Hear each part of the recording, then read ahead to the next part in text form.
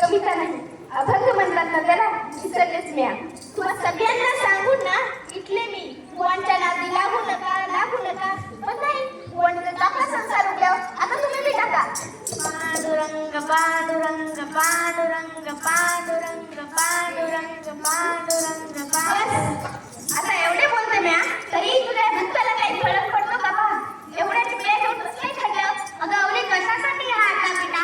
हा टाळाचे प्राण लागत मला पांडुरंगाचे दर्शन घडवतो हे तुला दिसत नाही का गं? हा ठाव आहे मला समजत, म्हणे पांडुरंग दिसते. अहो उजेड पडले त्या कायाचा. अहो बस करा कीर्तन आणि चला घरला. तुमचं काय? चला निघा. बेटा पांडुरंगाचं दर्शन घ्यायचं ना ते तिथंच घ्या. आणि काय हो, काय बी चालतं कशालाही नाही. इंद्रायणी बाकी यायला पाहिजे. ते काही पाहून येणार का तुमचे अभंग पांडुरंगाकडे?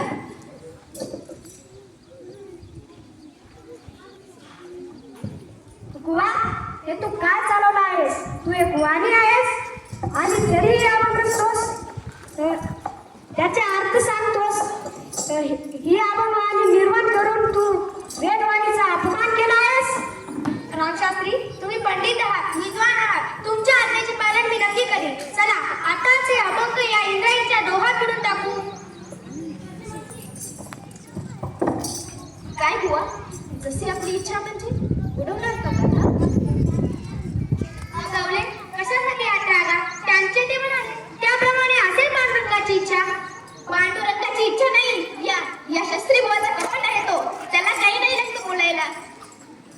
गुवा, या पत्नीच्या जिभेला लगाम घाल. मी खूप सहन करतोय. काय सहन करतोस तू? अगं तू शांत हो.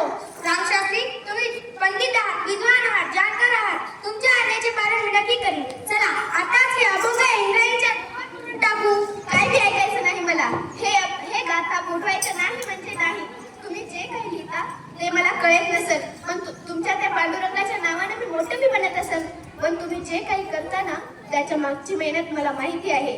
रात्री जागून तुम्ही हे अभंग लिहिले तेव्हा हा नव्हता आला होता पायाला, पण म्या होते. त्या रात्री आपण तिघेच टक्क झाली होत्या. एक म्या, एक तुम्ही आणि एक तो उजेड देणारा कंदी. संसारातून सुटका पाहायला लिहितात ना हे अभंग. अगं कार्य संपलं की देहामध्ये आगा लागतो. त्यापुढे या अभंगांचे तरी काय? त्यांचं तर कार्य संपलं. थांबा, हे अभंग लिहायचं आहे म्हणून तुम्ही उपाशी राहिले. संसाराचा परिस्फोट करून हे अभंग लिहिले. मग आता तेच कष्ट करून लिहिलेले अभंग बुडवणार का? हा कुठला हिशोब आहे बुवा? अगं आता जशी पांडुरंगाची इच्छा तसंच होऊ दे. मला हे अभंग बुडवायलाच हवे.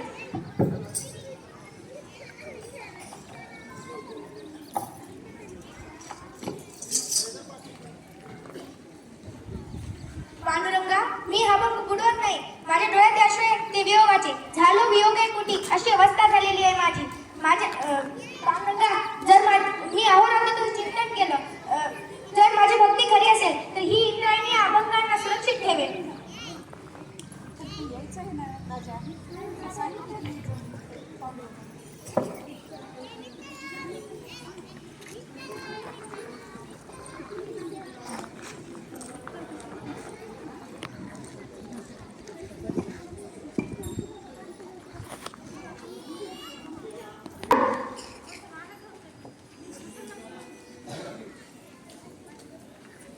जे का रांजले त्याची म्हणे जो आपले. तोच साधू ओळखावा, देव तिथेची जाणावा.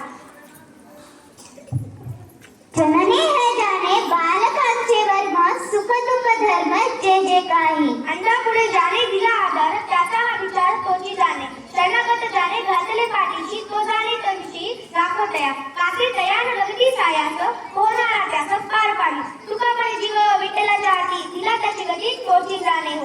पांडुरंग पांडुरंग.